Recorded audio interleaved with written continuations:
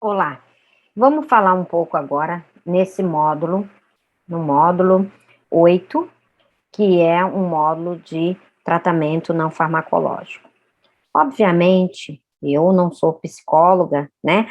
Mas nós precisamos identificar aquele paciente onde há necessidade de intervenções psicológicas.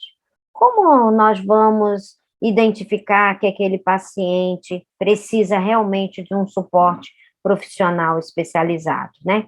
Então, é essas reflexões que eu trago aqui de uma maneira bem simples, mas que pode ajudar a você que é profissional de saúde, não psicólogo, né, não psiquiatra, a entender a maneira como a gente pode, algumas sinalizações para que a gente possa encaminhar esse paciente.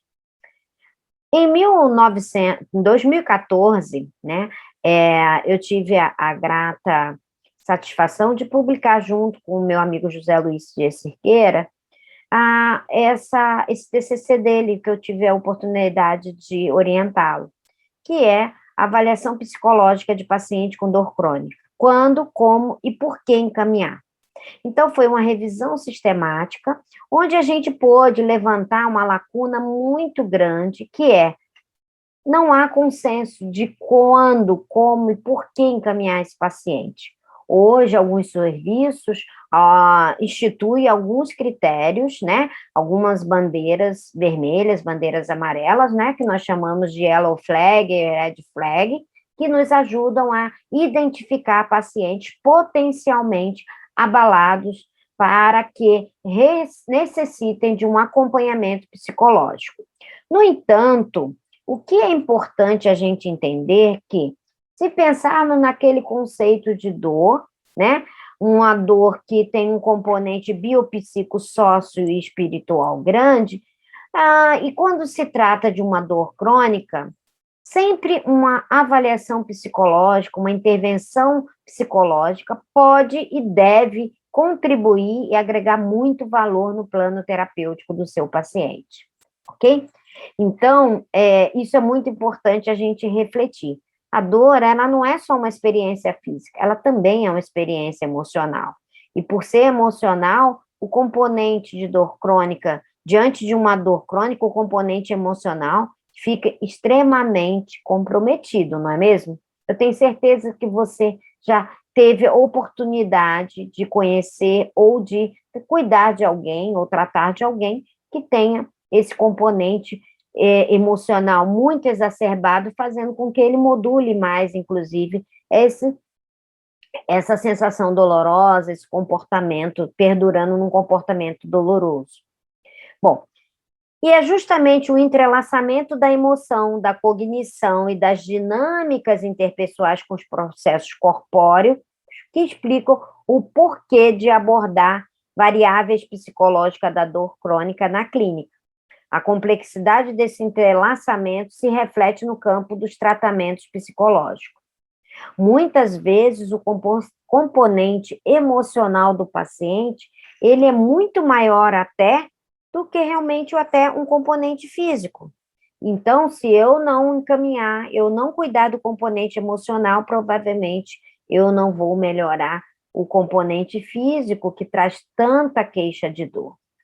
E se a dor está intimamente relacionada às dimensões emocional, cognitiva e interpessoal, faz sentido que o tratamento psicológico possa agir por cada uma dessas dimensões.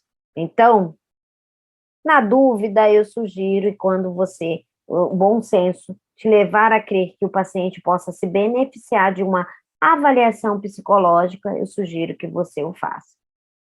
Lembrando que muitas abordagens psicológicas focam muito no medo e evitação. Como acontece? Diante de uma dor crônica, né, o paciente começa a mudar ou criar estratégias de esquiva, né, de evitação disfuncional para evitar o quê? Que alguma coisa gere dor. E isso vai levando a um estado de estresse, de tensão corporal, que causa um comportamento apreensivo. E com isso, obviamente, aumenta a sensação de dor decorrente desse estresse e dessa tensão. E aí o paciente começa a ficar hipervigilante para detectar sinais que podem anteceder a dor. É o medo de sentir dor, achar que aquilo vai gerar dor. Eu acho, eu sinto que talvez me dê dor. Ele nem está ainda vivenciando aquela situação, mas há essa abordagem. E com isso, muitas vezes, utiliza-se para pessoas com dor crônica a terapia cognitiva comportamental, que enfoca essas distorções cognitivas e essas crenças disfuncionais às quais atribuem um papel causal importante nesse problema. A terapia cognitivo-comportamental é o maior número de intervenções que nós temos publicados com bons níveis de evidência para pessoas que sofrem de dor crônica.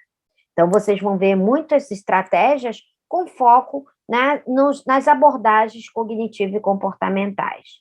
Aqui mostrando uma outra abordagem, que são programas educativos, as psicoeducações que chamamos, né?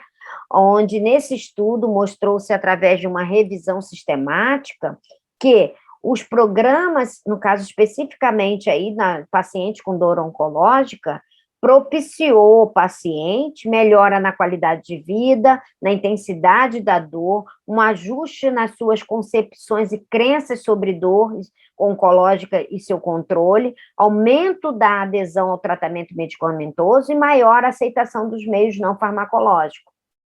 Gente, conhecimento e educação é algo transformador.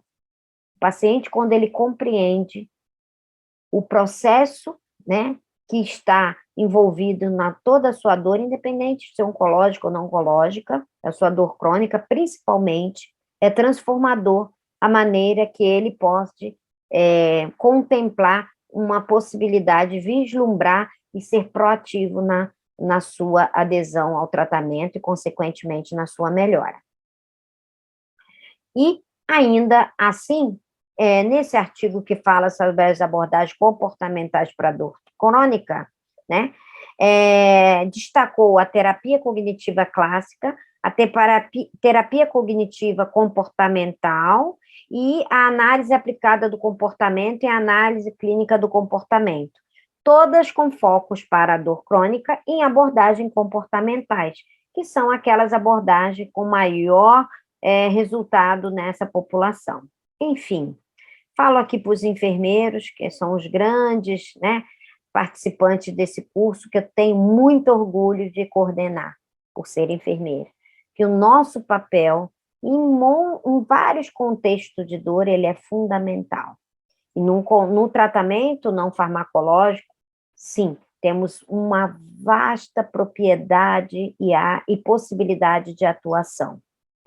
No controle da dor crônica, que é uma preocupação e deve ser uma preocupação do enfermeiro, é muito importante você considerar e compreender a identificação das queixas do paciente, a caracterização da experiência dolorosa em todos os seus domínios, aferir as repercussões no funcionamento biológico, emocional e comportamental do indivíduo, identificar os fatores que contribuem para a melhora ou piora dessa queixa, selecionar alternativas de tratamento não farmacológico, que eu já citei aqui inúmeras, e veremos muitas outras adiante.